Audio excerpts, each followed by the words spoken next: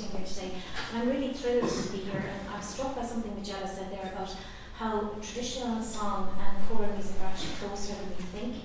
And I think that's very true. And the polarisation that sometimes exists in Ireland is expressed differently and manifests differently in other countries. In some countries, traditional song and choral music are much more intertwined. Because of a particular political and social history in Ireland, which I'll untie a little bit of today, I think they have become largely polarised. And so I just want to tease out those ideas. It's really fantastic to be here because I always feel a bit awkward saying this, but I am a traditional singer. It's like a confessional. Do I really? I often hear poets saying, you have to earn the right to be called a poet, and I kind of feel I have to earn the right to be called a traditional singer, but I'd like to think I'm a traditional singer. But I also, for all of my life, have been an avid choral singer. And actually, it's only in the last 10 to 15 years that I've had little or no contact myself with singing choral music. And I think many of us have experienced these different parts of our lives. And so for me, being able to bring them together here today is particularly wonderful. I sang in my school choir in Choral, County Galway, and in the presentation convent there. I sang in many different choirs, including in UCC when I was a student there, and I also had the privilege of singing in the Irish Youth Choir, which is a fantastic experience as well. And all of those experiences have been very important to me as a singer. And whereas now I'm more of a traditional singer, I would never ever let go of that experience that I had as a choral singer, because I think it's one of the most amazing experiences you can have as a musician, the sense of communality and the sense of coming together with a common goal. So I want to look at those areas though, because I do believe that we need to think about the way that that choral singing in Ireland, which is associated of course primarily with classical music and traditional song, have been, certainly in an institutional context, maybe regarded as separate and different. And I want to tease those ideas out in this lecture today. So I want to start by looking at, very briefly, what people might regard as traditional song. And then I want to tease out the history of maybe, certainly in the late 19th into the early 20th century, about choral music and how the two were not as polarised as they later became, certainly in the context of the Gaelic League, which I want to look at. And then I want to look at just I want to look at two case studies of composers that were important to me. So it is very much kind of a trendy term in academia, auto-ethnographic, which means you can explain anything by bringing it back into your own experience. So that's what I want to do. So I hope you forgive me that. So I just want to start by looking at, in an Irish context, traditional song. Today I'm going to focus primarily on the Irish language, but just because my own area of interest is particularly English language song, I'm going to start with a verse of an English language song, because I think I should. So it's a very well-known song called The Parting Glass. Oh, all the money that e'er I had, I spent it in good company, and all the harm I've ever done, alas, it was to none but me. And all I've said for want of wit, to memory now I can't recall. So fill to me the parting glass. Good night and joy be with you all. So I thought it was important to start with the verse of a song, just to remind, I suppose, myself as well what I'm talking about here today. And in an Irish context, traditional song, but particularly Irish language song, and I did note there are a lot of fantastic fluent Irish speakers in the audience, so I hope you bear with me in my talk today. It's a very important expression of cultural identity in Ireland, and this continues up to the present day. Today, traditional song generally is a very vibrant and vital part of Irish traditional music, and has been increasingly professionalised since the 1960s, both in the form of singers participating in group performance and singers with solo careers. But at its heart, I want to consider what people would still refer to as the heart of that tradition. So I want to consider some of the very strong ideas on the nature of the tradition, which prevail up until this very day, and which influence many aspects of the way the traditional song is performed and transmitted. So, for example, the song tradition is normally regarded and is often referred to as being and having been a solo tradition. As you can see here, I've just put up some of these these characteristics. And I'm leaning into very accepted characteristics here, but they appear in the Leaving Cert and Junior Cert curricula. It's something that people would often refer to as well when they talk about traditional song. So it's a solo, unaccompanied, individual tradition. So the whole idea that you make your own of the song, but you don't really sing it the same way as anybody else. This is something very fundamental to traditional song. It's seen as unaccompanied, even though the reality is in the 21st century, and for quite a while actually, much traditional song is accompanied. But it's still at its heart. What I just did there, you're supposed to be able to do that as a traditional singer, to stand up and sing unaccompanied. And any of the institutional contexts for traditional song, and I'm thinking of Comhaltas, Ceoltóirí, Éireann, or the Anthropos competition that I'll talk about in a minute from the Gaelic League, they would expect you to be able to stand up and sing solo. And in fact, you wouldn't be allowed to use accompaniment in the competitions for those organisations.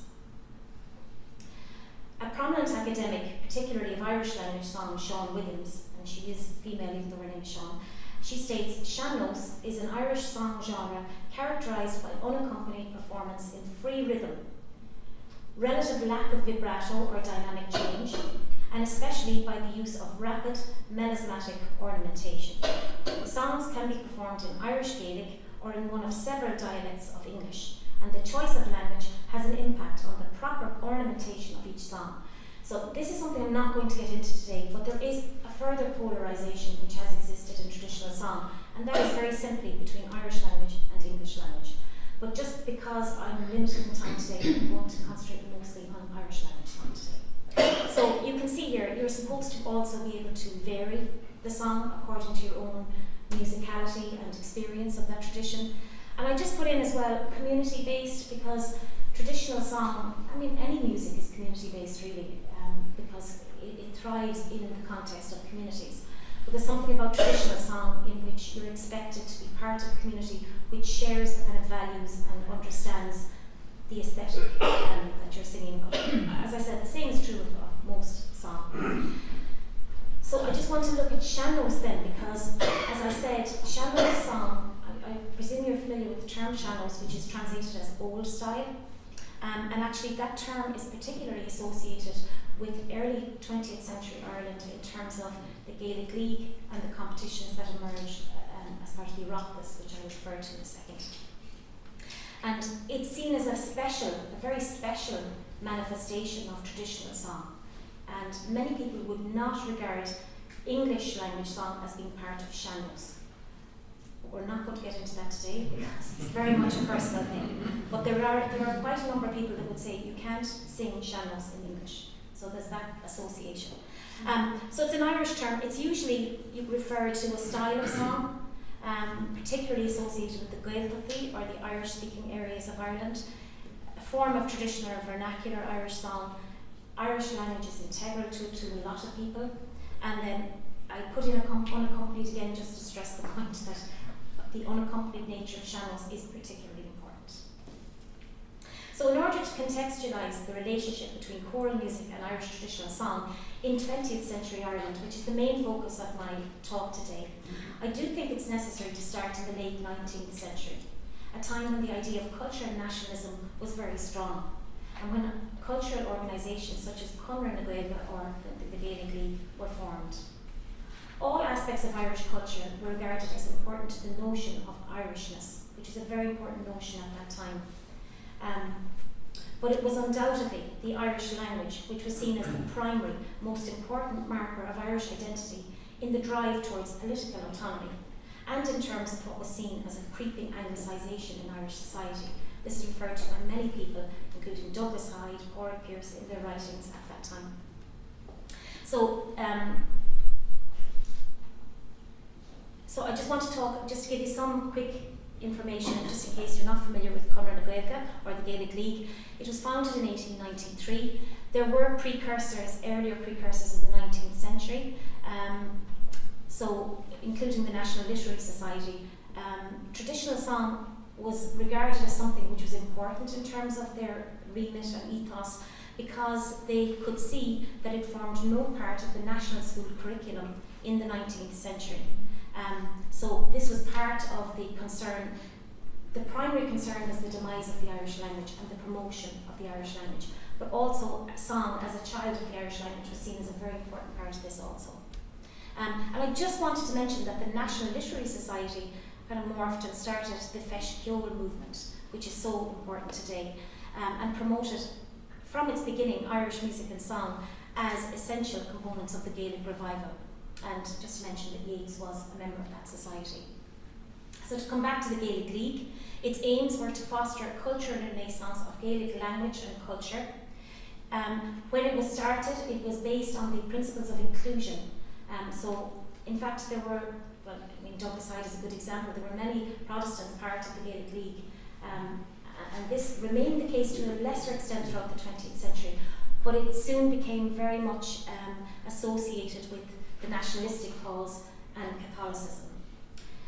It was heavily influenced by the idea of romantic nationalism, which was a very prominent movement in Europe in the 19th century. In terms of that idea, the Gaelic League would have seen culture as a major means of not so much decolonising Ireland, but as driving towards the decolonisation of Ireland. This was very important in influencing the mindset of people. If you could get them singing, and if you could get them to appreciate the Irish language as something that marked them as separate and different from the coloniser, from England, then you had a movement towards the drive towards independence as well. So making them believe the distinctiveness of Irish culture and therefore the need for political independence.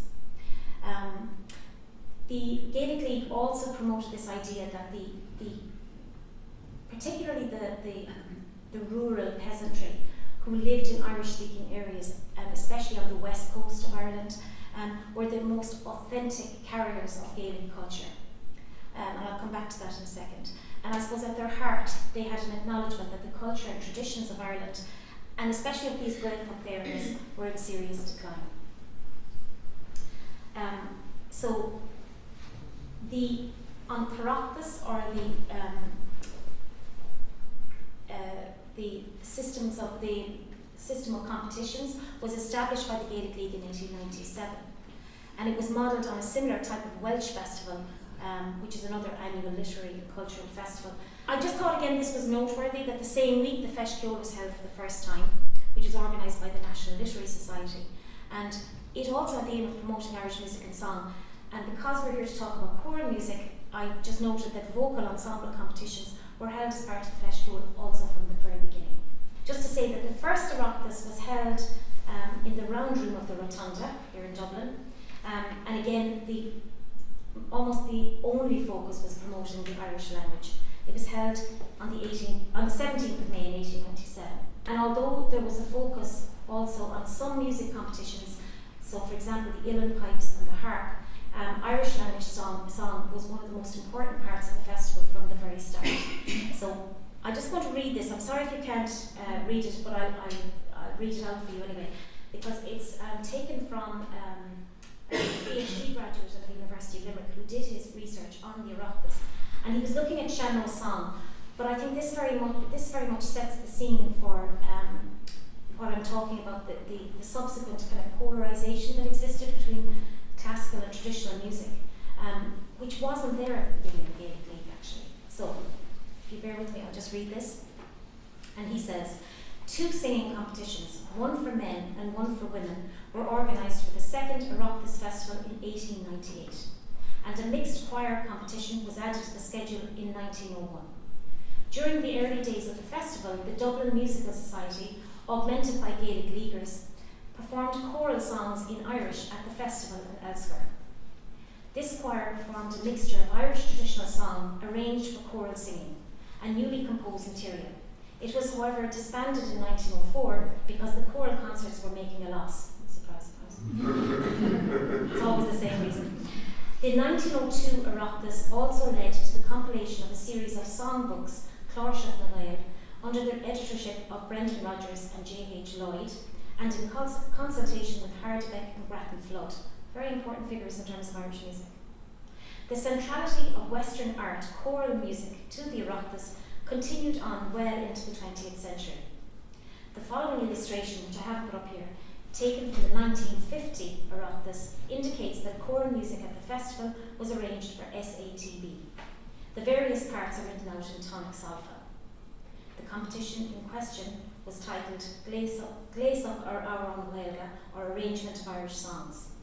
Both traditional and newly composed material was performed in these. So I just think that's fascinating.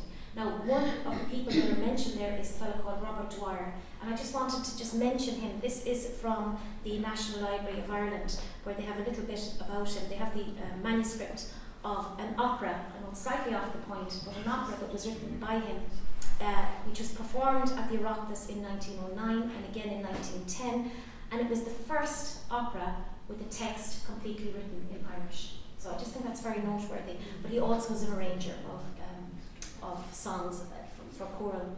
He also arranged choral arrangements of songs. And I'm always fascinated, and it's a bit of an aside, but I think it's important to say, I'm fascinated by the influence of the Irish diaspora on so many aspects of Irish life in the 20th century. And this is an example of one. I'm married to a member of the Irish diaspora myself, so I'm a bit biased. But he was born in Bristol of Irish parentage, and he learned Irish when he was living in Dublin, and he founded an Irish choir, and he was very active in the Gaelic League. He also worked as chair of Irish music at UCD, so just an important figure. And I just want to make the point that the Gaelic League really was very important in terms of the promotion of many aspects of classical singing more generally. And whereas today we tend to think of these things as very separate, that wasn't always the case. I also find it very interesting that a sean-nós choral competition was held as part of the Oireachtas in 1905. Now, I couldn't find any information on it, but I'm going to look into that more. There was definitely a movement within the Gaelic League that viewed Western art music, including choral music in the Irish language, as an important expression of the development of an indigenous art music. And I think we sometimes forget this. I don't know how many of you are familiar with the Oireachtas competitions today, but the main focus would be on the sean-nós singing and dancing competitions. But there's loads of other competitions as well. The choral competitions are still there. But while they used to be almost the central focus, they have now become much less important because the focus changed from the urban kind of middle class Gaelic leaguers to a focus on the rural peasantry, and this particularly happened in the 1970s. And it was only in the 1970s that real focus changed from some of the main competitions, including the choral competitions, to unaccompanied sean-nós, which was more of an expression of the rural Gaeltacht areas. It must be remembered, as I said, that most of the members of the Gaelic League were urban dwellers, and for many the culture of the Gaeltacht regions, although it was held up as something precious and quintessentially Irish, was perhaps too raw and too foreign for them to fully accept. It's kind of ironic, but it does come through in a lot of their writing.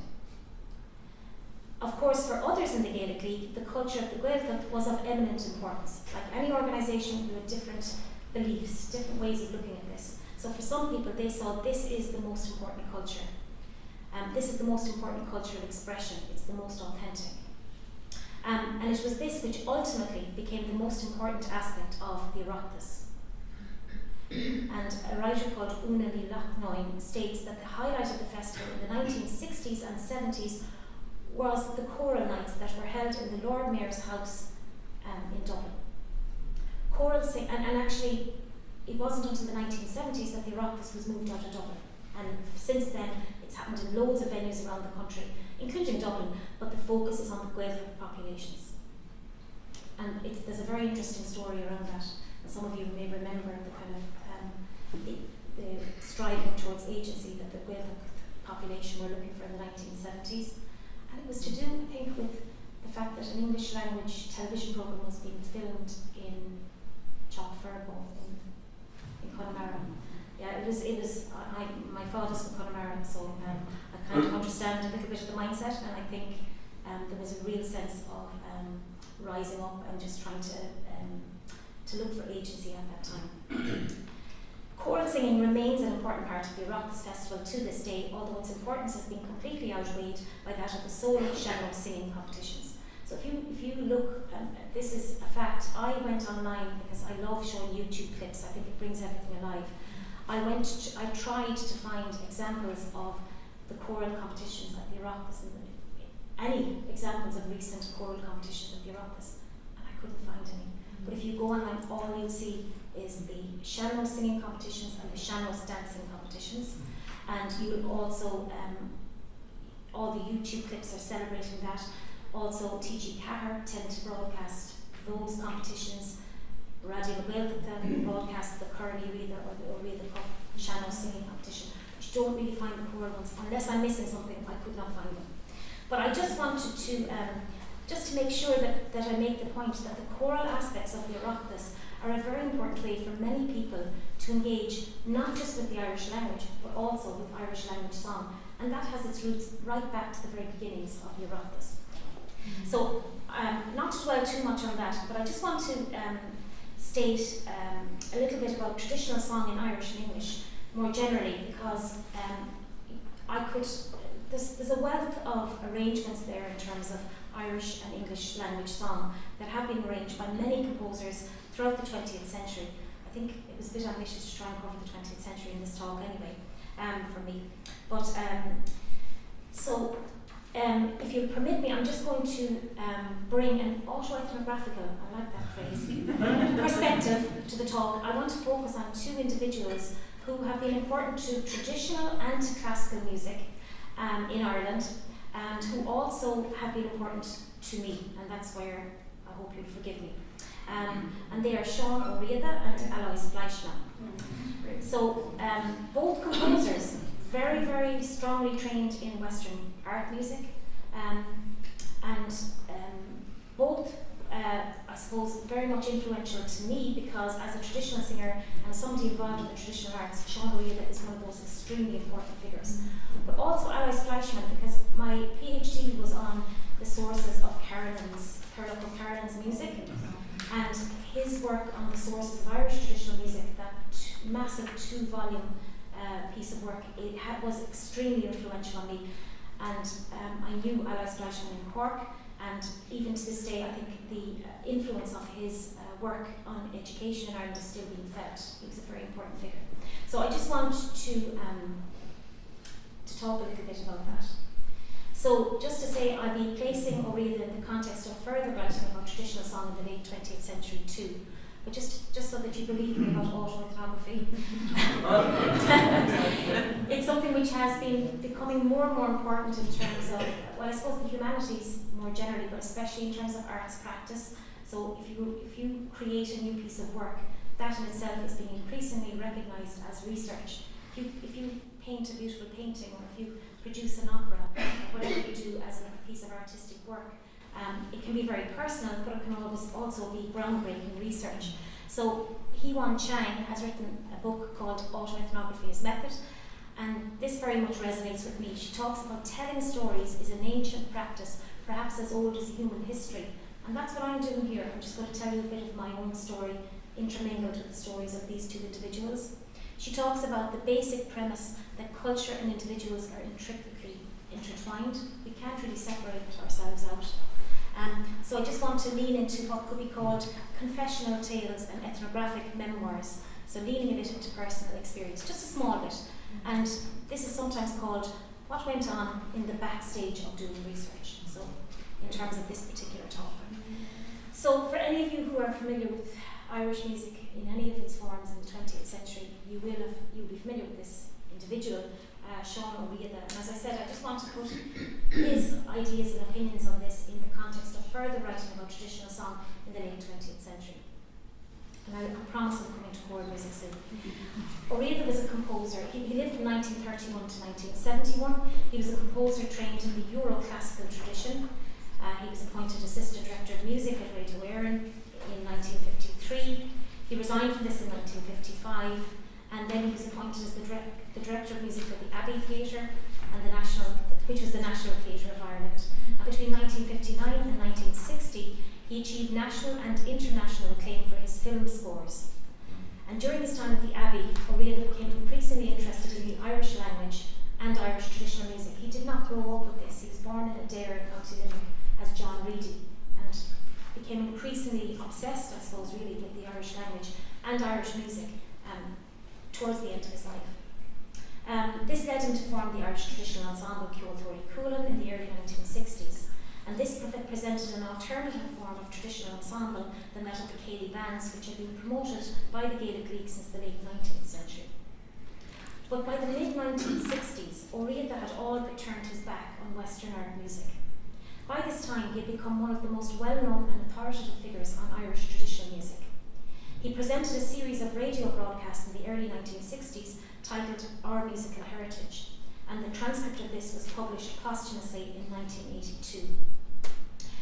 And that text is extremely important. When people talk about regional styles of Irish traditional music, and particularly regional styles of Irish traditional song, they are largely referring back to O'Riordan's work in that area. So that text has been really, really important and continues to be important today. These broadcasts deal with various aspects of Irish traditional music, including regional style, instrumentation. I mean, for example, he didn't like the button accordion, and people today will still refer to the fact that the button accordion is a bit of an abomination in Irish music. So a lot of what he said is still being repeated to this day. Ensemble playing and shallows. His lectures were incredibly popular, and they reinforced and codified the importance of regional style in Irish traditional music, including in shallow singing. Our musical heritage was also significant in that it broadened the view that Irish traditional music was separate and unique from European music, particularly Western art music or classical music. Like Douglas Hyde before him, O'Riordan also referred to the Gaeltacht as a reservation of authentic Irishness. He very much saw the Gaeltacht as the epitome of Irishness.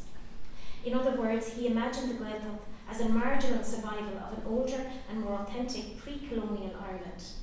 Therefore, his analysis and description of sean-nós singing is an attempt to argue that sean-nós is completely alien to European art singing from the point of view of both aesthetics and technique. So just to give you a quick few examples of this, he refers to the use of dynamics. So something that, I don't care what kind of music you play, you're going to sing or play a bit louder or softer at times. Mm-hmm. It's not possible to sing, for example, without using dynamics. But the use of the term dynamics became something associated with classical music. And so O'Riordan said things like this: in sean-nós singing, the singer does not display emotion in the European style. Now that's very true. It's not as uniform or as worked out. That is to say, he does not use dynamics. He does not sing loudly and again softly for emotional or dramatic effect. But any singer I know, in any genre, in any part of the world, uses dynamics. They may not use them in a classical music sense, but they do use them. And when I was coming up through the second level system, this is what I learned. Traditional song has no dynamics. Tick. Get your marks for the leads. So we've learned to be much more embracing of the fact that there's individual interpretations of all of this stuff too. He makes the point, Irish music is not merely European, it is quite removed from it. It is indeed closer to some forms of Oriental music.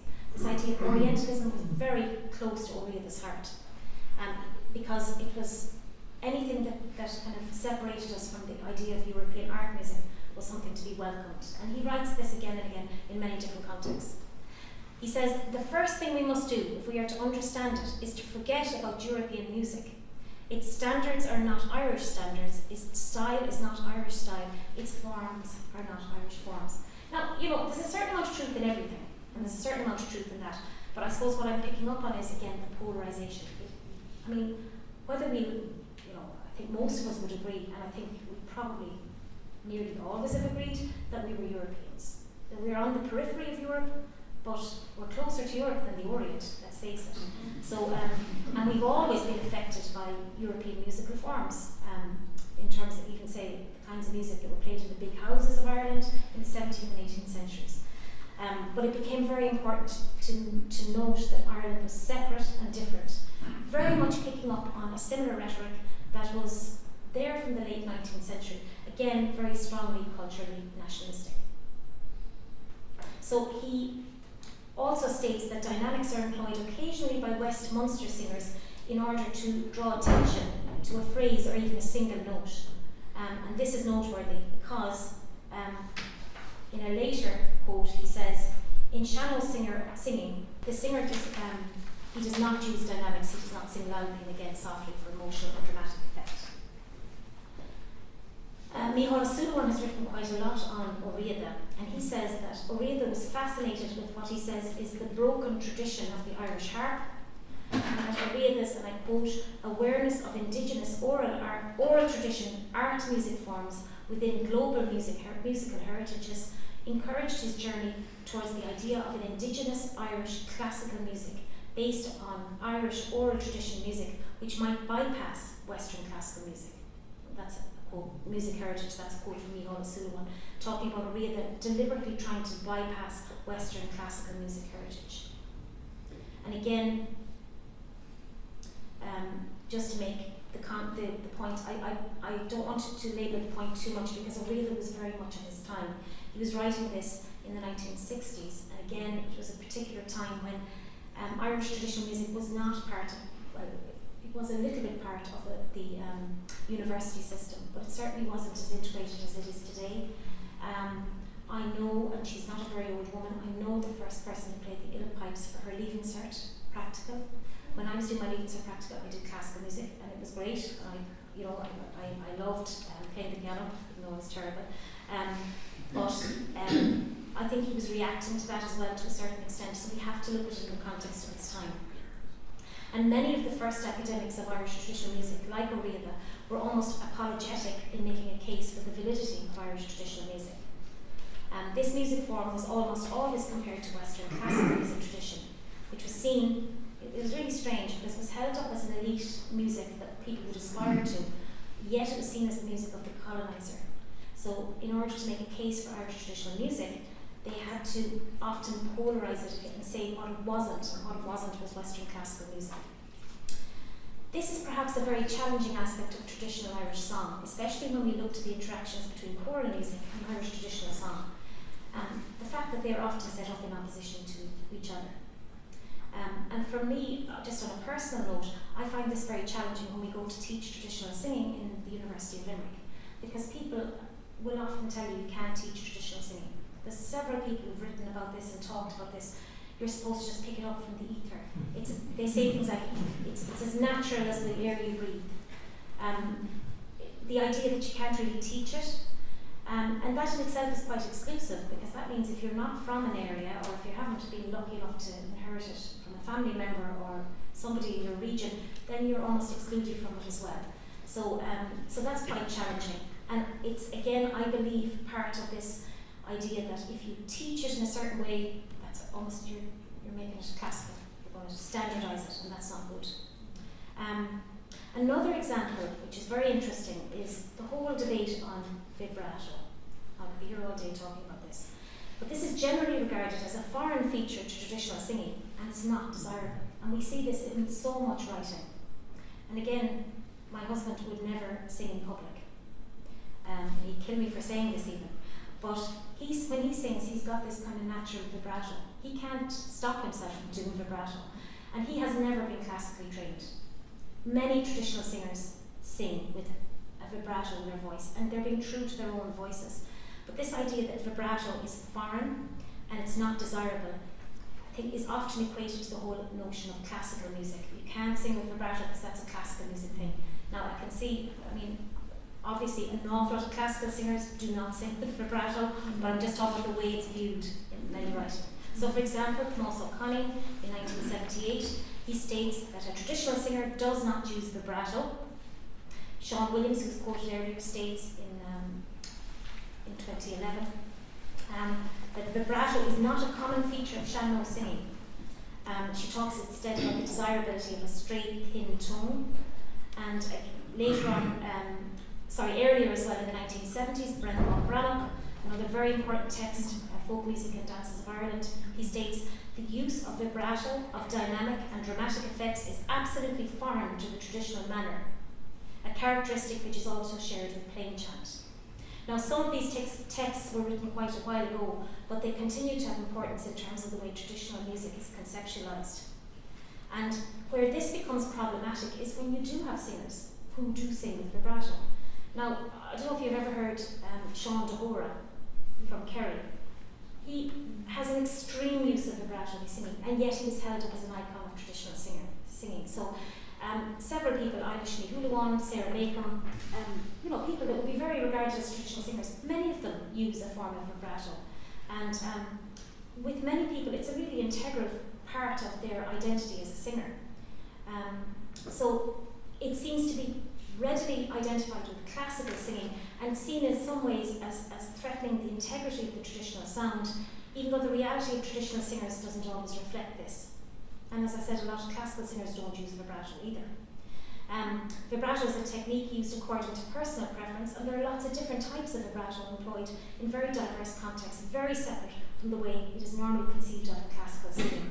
So this is just an example of how traditional music is often held up in opposition to classical singing, and how these kinds of opinions and this kind of writing can actually have a huge impact on the tradition. And how traditional song is often identified as what it isn't, and what it isn't is often viewed as classical. It's fascinating. So I want to shortly move to some beautiful examples of singing. I want to talk and just come back to Oriela, because one of his major achievements, of course, was the fact that he managed to create a style of singing which was choral singing, but it was in a traditional style. And so he established Cork Relay in 1963 after he'd taken up a lectureship in Irish music in UCC, a male voice choir, and today it's continuing under the directorship of his son, Heather. So I'm going to turn straight to the beautiful singers here. I was going to get you to sing Ar Neathair from the first array of the Mass, that's the one everyone knows, but again, leaning into ethnography. As a student at UCC, I was part of the preparation of the second Mass, and this is the singers here are going to treat us to some of that second Mass, which I did as a student at UCC, and also it's got a personal connection for me because I live near Claisceadal in County Limerick, in rural County Limerick, and he wrote this for the monks of Claisceadal. So I'm going to turn to our singers.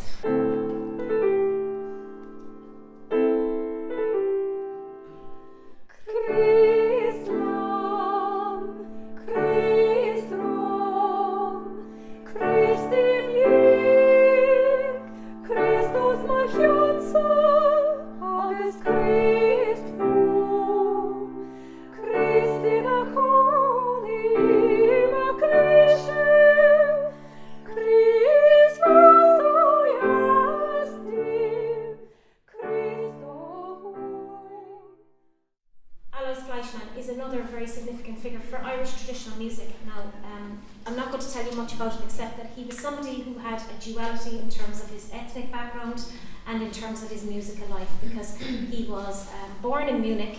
Both his parents were Irish. Growing up in Cork in the early 20th century with a name like Fleischmann definitely marked you out as separate and different.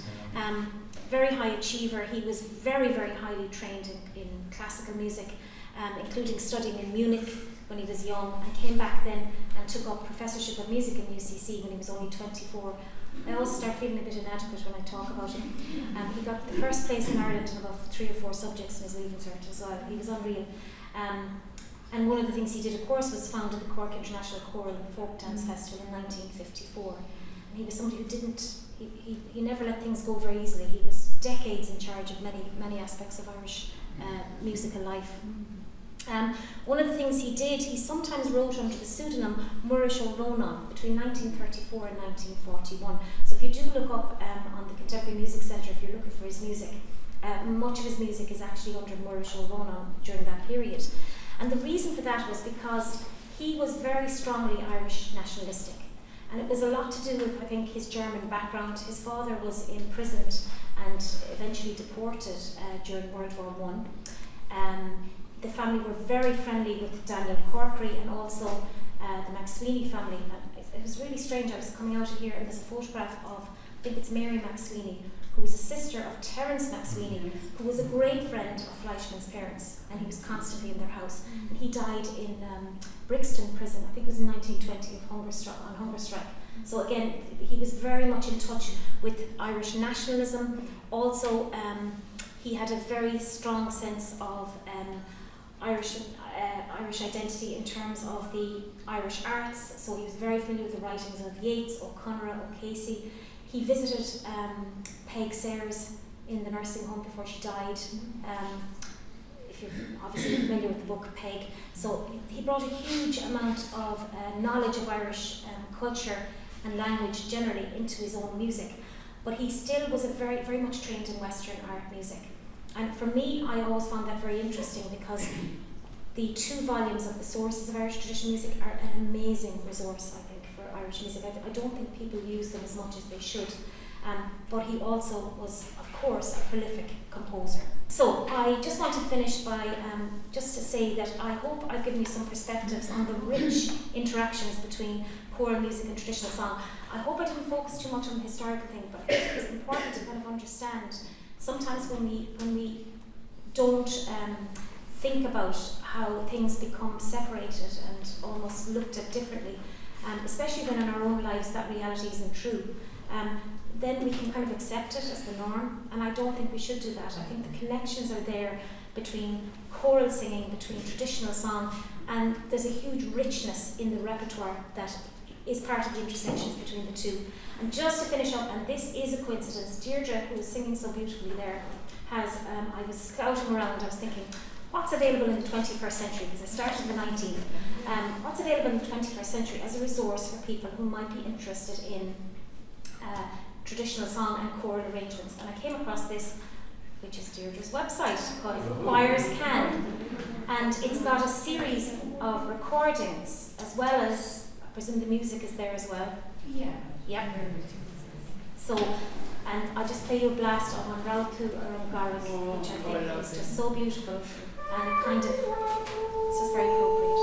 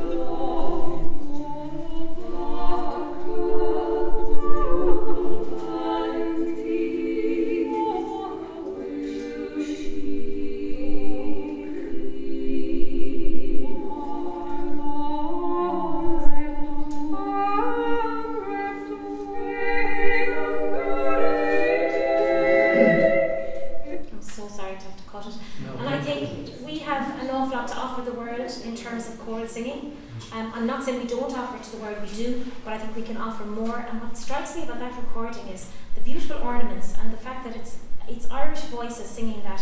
We can teach that style and we are enhancing choral singing throughout the world by bringing an Irish voice to that. And I think that's something, Deirdre, you were saying that you've had contact from choirs all over the world who are learning this. Yeah, absolutely. The last one was from Azerbaijan. They were singing all the boys. So it's very Irish language is going on. It's going around the world, and choral singing has a huge role to play in that, because as we know, it reaches people that, you know, lots of other aspects don't reach. And these interactions between traditional song and choral singing have always happened. They should continue to happen, they should be supported, and when we have a resource like that that's just building and growing, I think we're in very safe hands for the future. Thank you very much.